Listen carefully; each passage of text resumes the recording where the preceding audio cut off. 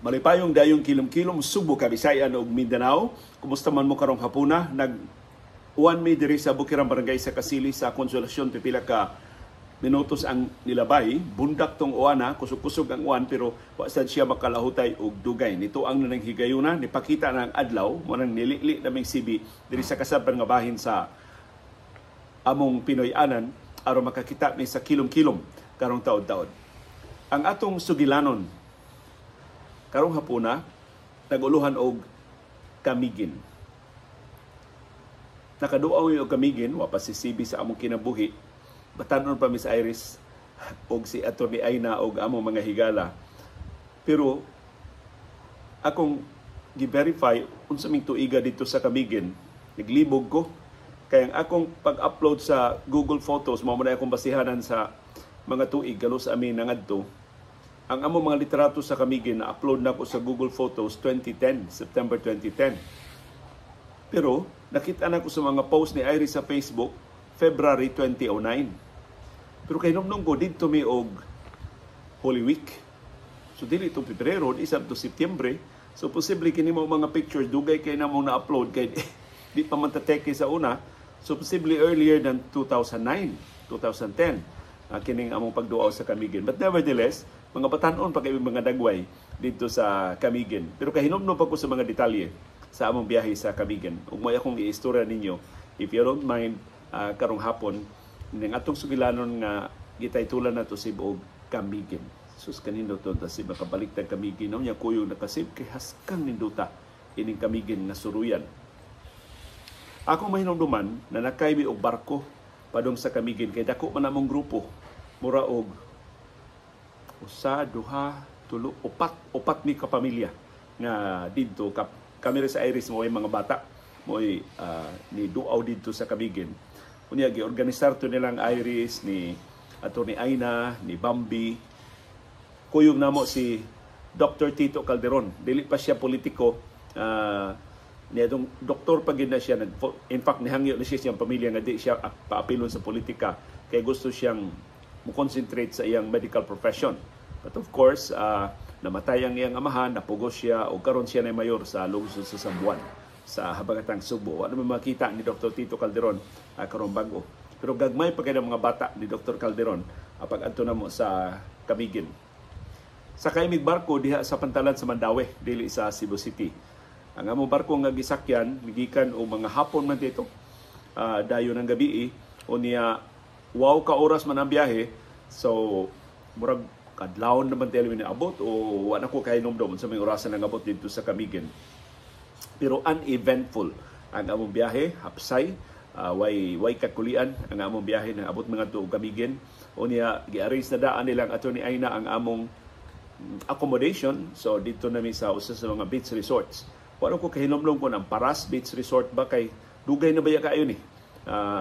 Or lain ang gi-arrange sa Atty. Aina nga accommodation. Basta komportable ang among mga kwarto, way problema ang among accommodation dito sa kamigin. Ang di na ko malimtan dito sa kamigin, mo gyud ang kamahigalaon sa mga tao. Niyang kagamay ra sa isla. Kay kana ba yang kamigin, ang tibok niyang circumferential road, malibot ra nimo in one day. As in, I think 63 kilometers ra na ang circumferential road nga molibot sa isla sa kamigin. So mas layo pang Argao gikan sa Cebu City. Pero sa kadaghan sa mga nindot nga talan-awon sa kamigin, di ka makatiwas og libot sa usa ka adlaw kay di man mahimong mubiyahe ra ka. Muhapit man gid ka kay perting ninduta mas mga lugar diha sa isla sa kamigin. Ang una gyud nakadani sa among pagtagad kana gid ilang mga spring, na sila hot spring, na sila cold spring. So magpili lang ka kung tibok adlaw ka nga nagbudlay og suri-suri sa kamigin, anindot kay iadtong hot spring. Ini kahapon kay sus ang imong tanang pamaol mahupay sa ilang hot spring. Kung nasa sila cold spring nga bugnaw sa kaayo. Ironically, kanang duha ka spring, ang hot spring ug ang cold spring, na mahimutang duol sa Mount Hibok-Hibok. Ang kamigin, doon siya 7 ka mga bulkan. Pero kasagaran ini mga bulkan dili na aktibo. Ang aktibo na lang ang Mount Hibok-Hibok, pero ang katapusan sa niyang pag-ulbo Ato pang 1951 sip, wa pa mataw si Dr. Iris, wa pa sad ko mataw ang 1951. So kadadto wa nay kalihukan ang Mount Hibok-Hibok diha sa isla sa Camiguin. Ang katapusan nilang katalagman murag bagyo, katong bagyong Nanang na niigo in taon sa Camiguin, daghan kay nangamatay sa kay nakamugna matug buhawi diha sa Camiguin. Pero kining mga bulkan sa Camiguin mao ni pipila sa ilang main attractions sa mga turista, labi na kining Mount Hibok-Hibok. Kay doon na may mahimo kang mag-hike padong sa Mount Hibok-Hibok, pero wa man mituyo adto nga maghago-hago gud sa among biyahe. Ang amo ka namang pang-relax lamang, pagpahuway dito sa Camiguin, kay Holy Week ba may nangadto. So wa may mga ambisyon anang hiking, pero kana di ko nung pag-hike sa Mount Hibok-Hibok, usa na sa mga main attractions sa mga bisita sa Camiguin. Ang hike kuno would take mga 3 to 4 hours. Una ka maabot gikan sa ubos padungan to sa kinaibabuan nga bahin sa bulkan, unya manaog rasad ka gikan sa bulkan. Mao nang gi-advise nga mukikan kag alas 6 sa buntag, wa na maabtan na kag init na kaayo padungan to sa Mount Hibok-Hibok. So ang mga rekomendasyon sa mga turista nga dili ganahan mainitan o uncomfortable, mahasol pag-ayo sa ilang pag-hike sa Mount Hibok-Hibok, girekomendar alas 2 pas kadlawon magsugod na ka og hike aron nga wa pay adlaw tuwa na ka sa kinaibawan nga bahin sa Mount Hibok-Hibok, inig banag-banag, inipakita sa adlaw, haskang nindota ko no. Natuwa na ka sa ibabaw sa Mount Hibok-Hibok, makakita ka sa sunrise, sa paggitib gyud sa unang kahayag sa banag-banag, kaninduta ko no sa view. Pero wa gyud mi musuway og hike sa Mount Hibok-Hibok. So kana hinong mga hot spring ug ang kanang ardent mao na among giadto dayon ug ang cold spring. Kanang ilang cold spring kay hinumdum ko na siya ambot na pa ba karon na mga mainom na siya, pero dili ka paimnon diha sa pool sa cold spring. Pero na mga gripo sa Daplin nga gikan yun na sa spring, gikan yun sa Mount Hibok-Hibok. Kanya libre ang pag-inom diha per timbog nawas sa tubig nga imong mainom. So mo nay klaro gyud nga spring water diha sa isla sa Camiguin. Na of course ining tanang mga establishments, tanang mga suroyanan nagyo mga pagkaon. Ang labing haladumon jud nga pagkaon sib nga mga natilawan dito sa Camiguin og hinaot na apan ahantod karon. Kay doon na tayo viewer nga taga Camiguin, napulaan naman siya pangita. Kanang sweet corn nga malagkit. Diha pa kus Camiguin nakakita, wa na ko kakita din Sugbo bisag diyon sa ko pangita. Kanang mais nga pilit. Sus lamia. Kay pilit man ama, mo pilit yung imong ipon, pero perting lamia, perting tamisa, perting dagkuas lusok sa sweet corn nga pilit. Ang tawag nila diha is mais nga malagkit sa lungsod sa Camiguin. Ya barato kaayo mga pagkaon sa Camiguin, dili mahal mga pagkaon diha sa Camiguin. Kung 2008 o 2009 minakaadto sib, so pila na katuig? 14 years na. Biha no? 15 katuig, 14 katuig na ang nilabay. So wa pa ko'y uban anang tungura. Mga batanon plagiming Dr. Iris ni Atty. Aina o ni Bambi. By the way, ang amo ay mga kuyog, si Atty. Aina o si Aba, si Dr. Tito Calderon o ang iyang mga duha niya ka bata. In fact, katong iyang anak nga babae nga kuyog na mo, bata pa dito pag abot na mo sa Camiguin, nahimo tong board member sa probinsya sa Subo. Murag nagrepresentar siya sa Sangguniang Kabataan diha sa provincial board. O niya, si Bambi o si Dr. Lemmy Alberante, kuyog sa ilang duha ka anak, si Anika o si Amara. Si Amara, maunay gimabdos ni Bambi samtang sa pagkasal namo ni Dr. Iris in 2003. Karon si Amara, 20 years old na, o estudyante na sa Harvard University. As kang bright ang bata na dawat sa Harvard University si Amara. Diha siya sa Camiguin, gamay pambata. Unya, naami among kauban, wa siya pamilya, pero amon na lang gisagop ni Iris si Inda O'Neill, ang asawa sa kanhi publisher sa Asia Week. Ato niya ng istorya sa iyang nindot kay sugilano ni Inda ug ni Michael O'Neill. So dito kaming grupuha mo dito, aligri kayo kay suod man kay itong grupuha basta haskang aligriha sa among biyahe ngadto sa Camiguin. Laing gisuroy namo sa Camiguin kining ilang church ruins kanang mura og simbahan nas mga katsila, gitukod sa mga katsila diya sa Camiguin.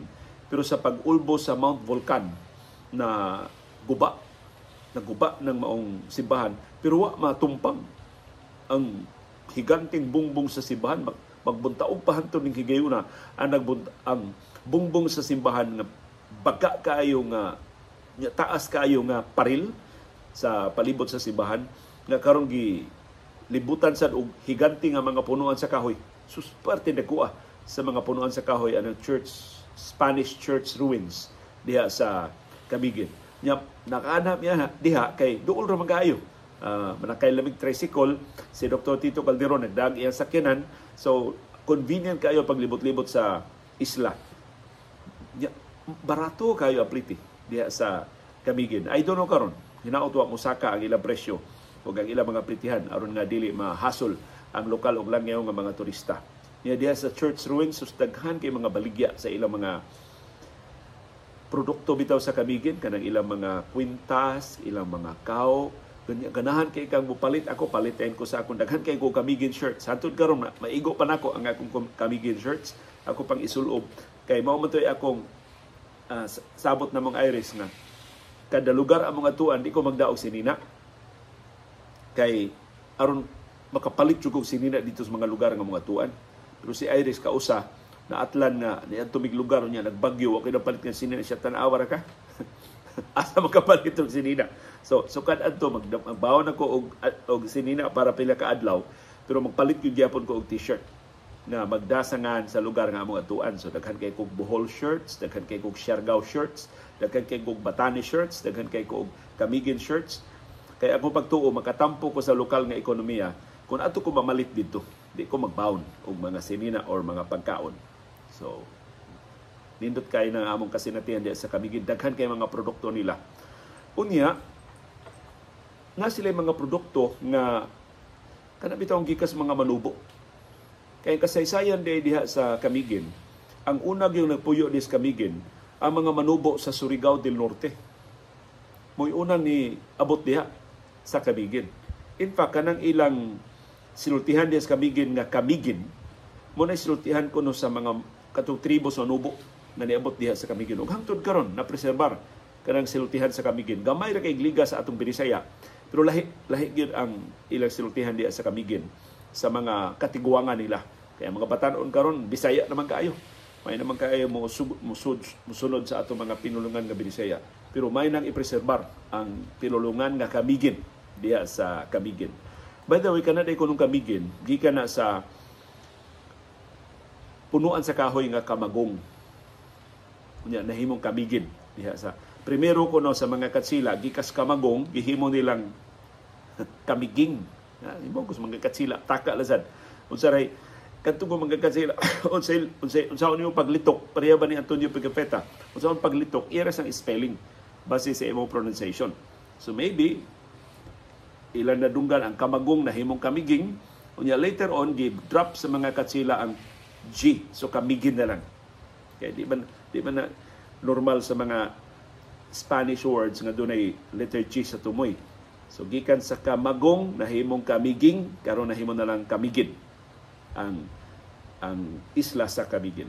Ang kinadak-ang lungsod sa Camiguin mao ang Mambahaw. Nga mo'y tinubdan sa atong tamis kayo nga mga Lanzones. By the way, sunod buwan na. Karon na buwan na, Oktubre.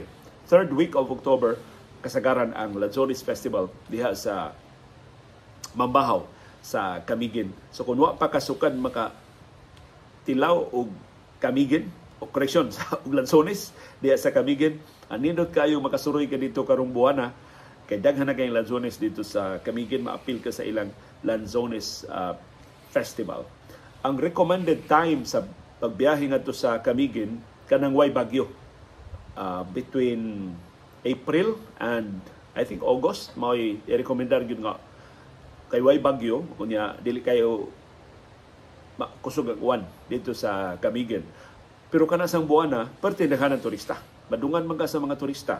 So para sa mga locals, kung dili ta gusto mo mudungan sa mga langyaw, ang nindot kuno kay yung panahon sa pagbiyahe des Camiguin sugod November. Di na kayo init, magsugod na og kabugnaw. Unya uwan des Camiguin pero dili na sama ka uwanon sa karong from August to October. Mao ko na uwanon ya bagyuhon diha sa Camiguin. Although karong bag-o may mga bagyo sibno nga niagi sa Camiguin. So mo na mga lugar na o mga buwana na nindot iduaw sa Camiguin. Ang among mode of transportation ni adto tricycle ug jeepney. Barato kay plitis mga tricycle ug jeepney sa una kung doon na ba kay dinalian ng mga lakaw, doon na kay gustong paliton, tricycle ug jeepney mo among sakyan sa Camiguin. Pero karon kuno bag-o, doon nakasulti nako nga atong viewer des Camiguin, doon na scooter. Moabang kuno ka og scooter, murag 350 ra man tayong abang tibok adlaw na. Gilgiga. Ang scooter murag electric man tingali. So abang ka og scooter, unya ikaw na magbuot. Asa ka kay within kuan ra man. Within how many minutes maabot naman nimo bisan asa nga destinasyon sa Camiguin. Unya ikaw human mo imo sang iuli ang imong scooter diha sa imong giabangan sa Camiguin. Mao nay convenient ta kuno kaay nga paagi ron sa pagbiyahe sa Camiguin ang mga scooter na nauso na diha sa Camiguin karon. Wa mi kaabot ana pagduaw na mo sa Camiguin sa una. Ang laing main attraction sa Camiguin kanang ilang sunken cemetery. Nano sila minteryo pag ulbo no sa Mount Volcan sa Camiguin atong 18th century or 17th century ba ni unlod ang ilang minteryo. Munang para sa mga divers nindot kay na nga diving site ang ilang minteryo kay kun musawong ka dito makakita ka sila mga nicho natuwa underwater. Asa kag nicho nga underwater? Makakita ka dito mga pantheon underwater. Makakita ka dito mga lubong, mga lubnganan gyud nga underwater. Na preserbar na hantod karon diha sa Camiguin. Of course na mga isda na nasa mga corals unya kanang sunken cemetery gibukan nila og dakong cruise aron pag timaan na naa diha in taon malubong ang ilang katiguangan na naunlod lang ang misteryo tungod sa pag-ulbo sa bulkan kapit-an kakatuiga na ang nilabay. So maayo kayo ang Camiguin mo preserbar sa ilang labing karaan nga mga istruktura ug labing karaan nga mga tigbayon ug nahimo siyang attraction sa lokal ug langyaw nga mga turista. Unya ang pagkaon sa Camiguin paparihar sa pagkaon sa Subo. Pero karon kuno bag-o sus daghanan na kuno mga Spanish nga food, maka order ka di paella, unya kadi adto ni hit pa kayo ang wifi sa una. sa Camiguin din ako kay nomdom pero karon kuno sus all over na ang wifi diha sa Camiguin. Usa sa mga babag sa development sa Camiguin mao nang estado sa ilang yuta. Kay mura man og kasagaran sa mga yuta diha sa Camiguin timberland pa. So limited ang development nga mapahigayon. Daghan ko nung unta kayong mga dagkong mga negosyante nga mosu diha o atras kay wa may mga titulo.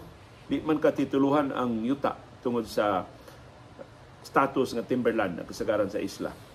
Ang laing rason nga nung dili kayo paspas sa development sa Camiguin. Although salamat sa Dios na dili ingon na nagapaspas kay kon pareha pa ning Boracay wa na ning Camiguin naguba na ni. So maayo pagka-control ang Camiguin pero tungod sa political leadership. Kay kana kuno mga politiko sa Camiguin mga mayupik pa kaayo ba o panglantaw. Murag ang ilang makita na tumoy ra sa ilang ilong. So dili kay sila kana bang kontrolahon gyapon nila negosyo ba? Imbis nga pasagna na negosyo nga molambo, pasudlo na mga negosyante nga interesado, gusto sila mo kontrolar sa negosyo. Manang limitado ra gyud ang mga locators pa diha sa isla sa Camiguin.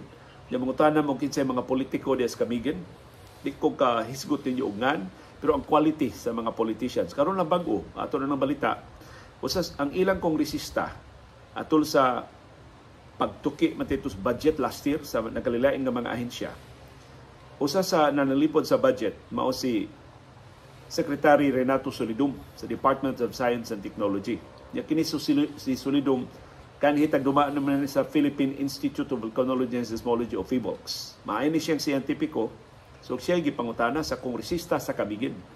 Gipangutana na siya, Secretary Solidum, di ta kahimo og tusdik og bulkan aron nga di na ta problema kay mao to giguna nag-abaruto na sa ang bulkang Mayon ug ang bulkang Taal ug ang bulkang Kanlaon diri sa ato sa Kabisayan. So ingon siya, di ba ta makakitag material nga atong tusdikan ang bulkan para mahungaw di na mubuto? So si solidom itan wa kasabot kun mukatawa ba siya, muhilak ba siya sa kalidad sa pangutana nga iyang nakuha gikan sa mga lawmakers, gikan supposedly sa atong mga highest policy makers sa nasod, na mao ang atong mga kongresista. Pero sincero in taong kay si Solidum nga ni pasabot, Your Honor, di na lang ta wa man gina sa siyensya nga matusdikan ang bulkan. Ya, di na lang ta mo mangahas, Your Honor, og suway og eksperimento og tusdik og bulkan dinhi sa Pilipinas. Kay tig matandog hinon ang bulkan na musamot hinog ulbo. Imbis dili pa panahon nga mag-alboruto mo, ulbo na hinoon man, disgrasya na hinoon tayo, Your Honor. So, mo quality sa political leadership sa Camigen. And that would explain nga nung medyo dili kayo paspas ang development. Dili makayangayon ang economic development diha sa isla sa Camigen. Ang kahimtang sa panahon sa Camigen, paparihara din sa atong syudad o sa probinsya sa Subo. Ang Camigen mo ikaduhang labing gamay nga isla sa tibok Pilipinas. The smallest island in the Philippines, of course, is Batanes. Unya, i-schedule niya nato kay nakaadto sa mga area sa Batanes. Istoryahan sa mo sa among adventure dito sa Batanes. So sa Camigen, naka-appeal mi sa ilang Holy Week nga activities kay naatol man lang nga Holy Week. So ni appeal mi sa ilang prosesyon, itamong mi sa mga ritual sa Biyernes Santo diha sa Camigen. Unya nindot kay na ilang Station of the Cross. Kay kanang ilang ruins sa simbahan, nakaraang simbahan, naa sa gianan ang higante nga mga Stations of the Cross. Ang mga istasyon sa pagpasakit ni Jesucristo sa hangtod gilansang siya sa krus. Kanang samang ruta imong maagian kung mag-hike ka padung sa Mount Hibok-Hibok. So nindot kay nang monodaghan kay mag-anha di Holy Week aron magpenitensya, aron nga anha sila diha mga chi. Kay sulim ni man sa kayo ang Holy Week. Kay kanang Camigen, probinsya gihapon kayo og dating. I don't know karon na modernize na ba ang Camigen, pero pag Holy Week, mga turistahan na mingaw og apil. Kay mingaw man jud. Manira ang mga tindahan, pipila na lang mga bli kay Holy Week. So probinsya pag ang Camigen nga among naabdan 14-15 years ago sa among pagduaw. Ambot karon kamo nga katapusang nakaduaw sa Camigen, tingali makahulagway kung nausab na ba. O naa man gitay mga viewers diha sa Camigen. In fact, kami sa DYAB sa una sa ABS-CBN, ang among signal mo abot diha sa Camigen. So doon natin mga viewers, doon natin mga listeners nga sa TV niya hindi nakaabot pero sa radyo nakaabot ang atong signal diha sa Camigen. Ang katapos ang bahin sa Sugilanon karong hapon, ang amo ng papauli gikan sa Camigen. Of course, lingaw kay Miss Camigen, pero kailangan mo balik mami sa among trabaho, kailangan mo balik mami sa among naandan nga kinabuhi din sa Subo. So, na mauli nami. Ang among isakyan nga barko, maoras sa ang among barko nga kada adlaw man ni bularga og mugikan ang barko sa Subo ug sa Camigen. Maoras ang barko ha. Mura ni siyang barge, no nga pwede mo karga ba mga sakyanan sip? So mahimo ra gid ka magdaog sakyanan dito sa Camigen. Sakay namin sa barko, unya, murag gabi man ni amo biyahe. So ang schedule unta, buntag pa maabot namin din sa Subo. Abot na sa pagkaunsa kay cabin man ang accommodation. Pag biyahe na namo, daghan kay mga kalingawan ang mga kay daghan man kay may kuyog ng mga bata. So lingaw kay ibang mga bata. Kabantay mga dagko, labi na silang Iris, si Atty. Aina, si Bambi, si Inda, mga babay, kabantay nga init man. Pero ba, og dili kay bugnaw ang aircon sa cabin. So si Bambi, gitawgan ng anak sa tag-iya, iya man ng miga, ang anak sa tag-iya. Iyang gitawgan, ina nga, init man inyong cabin, bugnaw man ipagkarin na mo Camigin, karon balik na Subo, init man. Pwede imong tawgon ang crew, nga ano ni? Ato no, kataw-taw diha ang crew. Init ko no, ma'am. Init ko no, sir. Ato ko nang i-check, sir, ang inyong aircon, ang atong aircon. Ana, i-check lang. May problema, ma'am, o sir. Pero kung init yun. Timanagin na ninyo, kay kuan ba ya? Maayo ba ng inyong kabin sa pagpadung na mo nga rin, anong niinit naman ni karon, tingnan na daot. Iningon ang crew, sige, ma'am, among i-check. Pagkatotoo, duwa man yun mabugnaw. Tawag na sa Bambi sa anak sa tag-iya. Reklamo na siya, init lagi inyong kabin. Sa mani, dili man ni, sa gusto nyo, mamaypay na din manggawas mis kabin, kay di yun init, di yun bugnaw. Gusto taon, bugnaw na. Ibugnaw ng kabin. Isugong ito ni Aina, si Bambi. Sus, lahi aragin, Bams. So yung naaka, Bams, na dagham rin kaila. Kaila mo ni mo anak sa tag-iya. Wala na, bugnaw ng kabin. Pagtaon-taon, ingon si Iris, kanis ari ganahan mo yung tugnaw. Bams, pwede pa bugnawan pa o gamay. So, gitawagan na sa Bambi ang anak sa tag-iya. Pwede, pabugnawan pa dyan gamay. Bugnaw na kayo, okay na, pero pwede pabugnawan pa dyan gamay. Kaya namin miga din nga, nagminopos na. Gialimot anak, isungog bali sa Iris. Ilang, pwede ko no, pabugnawan pa dyan jutay ang aircon. Pagkataon to, bugnaw na dyan.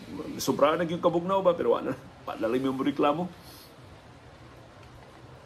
Pagtaon-taon, hingo na si ito nila. Oh, supposedly manunggo na taron. Layo pa malagi ta Subo. Gi-check nilang crew.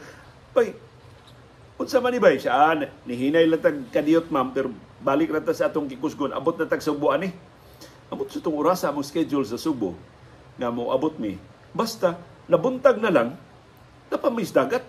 Supposedly, kadlawon ko nung mi mo abot ta sa Subo. Nalabyan na lang may wisam, di pa matiwisam pa, wisam mga fast craft karon. Nalabyan na yung mga bangka bitaw, nga gagmay ko kay mga bangka, so hinay kay ng managan, pero nalabyan na lang ba niya laing kasi silang tinanawan na mo, yung kumurog hinay nung kay dihin mo dagan. So, tawagan na sa Bambi ang anak sa tag-iya. Hinay mo kuno kaya mo dagan. Yung anak sa tag-iya, Bams. Sus, Bams. Among gipakusgan ng inyong aircon, Bams. Dibuto ang usa ka makina sa barko, na daot ang makina sa barko, murag usal lang ka makina nag-andar, ma'am, so pasensya na lang nga naapektuhan ang inyong dagan. Sus, giltihan na mo. Murag kami di isadaan tungod sa among pagsigi og apura nga pabugnawon pang aircon, naguba na hinon ang makina, usal lang kami makina ang nag-andar, mutong perting hinaya na sa among dagan. Suswa na lang mo reklamo kay kami may isadaan. Basta ni abot mi sa dunggo mi sa pantalan sa Mandawi, dayo ng udto. Kwenta-kwenta ni Iris, naabtan mi og 16 hours from Camiguin to Cebu. Supposedly 8 hours ra na. Ang labing dugay na 8 hours sa biyahe. So naabtan mi 16 hours. Ingon ni Iris, sakay pa tag aeroplano ni tugpa na ta sa Los Angeles karon kay 16 hours ba ya ang among biyahe.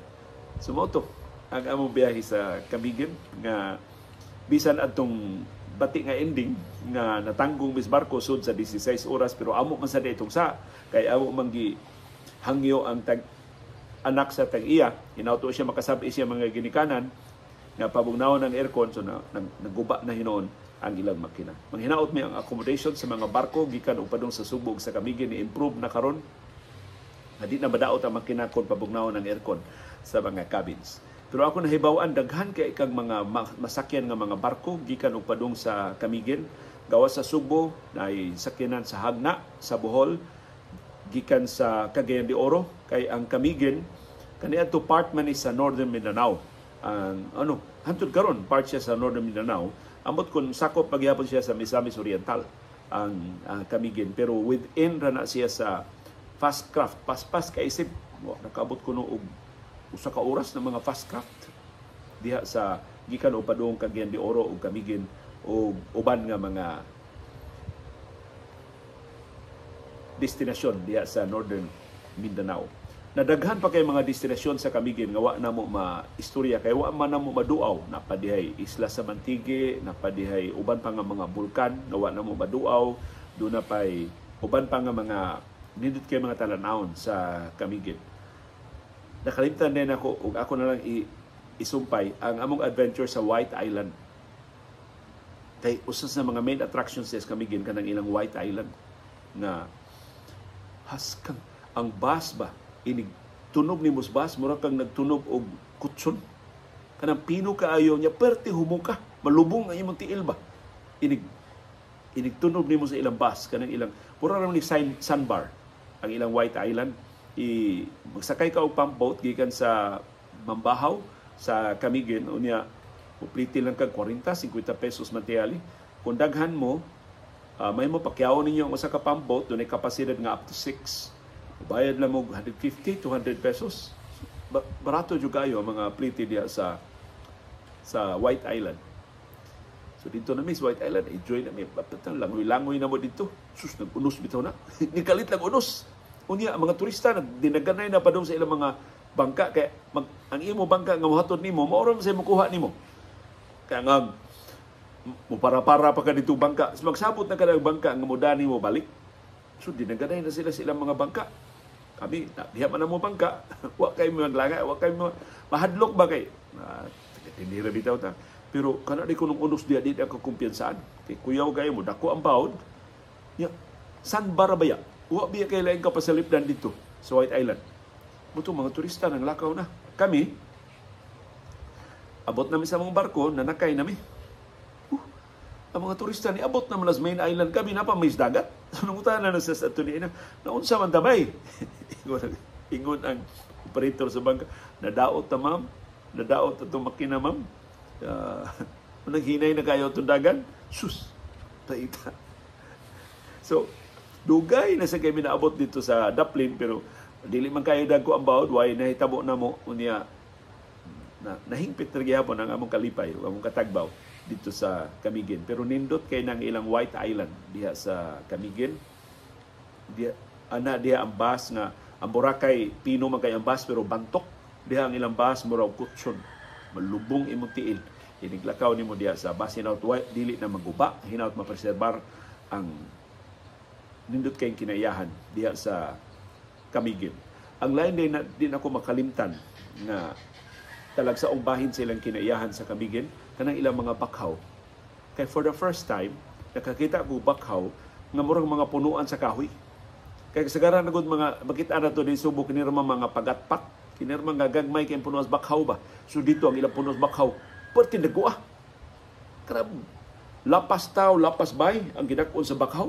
Pas kang ninuta sila mga bakhaw dito sa Camiguin na labuan na lang itong gidakon silang bakhaw pagkasuroy na sa nako og Siargao. Mas ngilngig yun, mas nindot yun ang mga bakhaw diha sa Siargao, sa Surigao del Norte ug kasilinganan ng mga lugar. Daghang salamat sa inyong pakig-uban ug pagpaminaw sa atong sugilanong Camiguin karong hapon. Ato lang salot-salot sa uban natong mga sugilanon ang mga sugilanon, mga istorya sa uban pa nako nga mga lakaw. Pero I'm sure kamo masuhito mo, mas kamao mo ma-enjoy ang mga lugar, mas kamao mo mohatag ang mga detalye sa nindot kayo nga mga kan-anan, nindot kayo nga mga suruyanan. Labi na kadto nakaadto og Camiguin. Unsa inyong kasinatian sa Camiguin? Kano sa mo nakaduaw sa Camiguin? Kapila na mo kaduaw sa Camiguin? Kami kausap pa, wa pa mi kausab. Pero ganahan kay mga aris mo balik dito sa isla sa Camiguin kung makahigayon mi. Unsa bay bag-o sa Camiguin nga inyong nahibawan aron nga mahibawan sab sa uban pa nato nga mga viewers nga gusto sab nga makaduaw sa atong nakalilain nga mga lugar ug suruyanan ug mga destinasyon diri sa Pilipinas.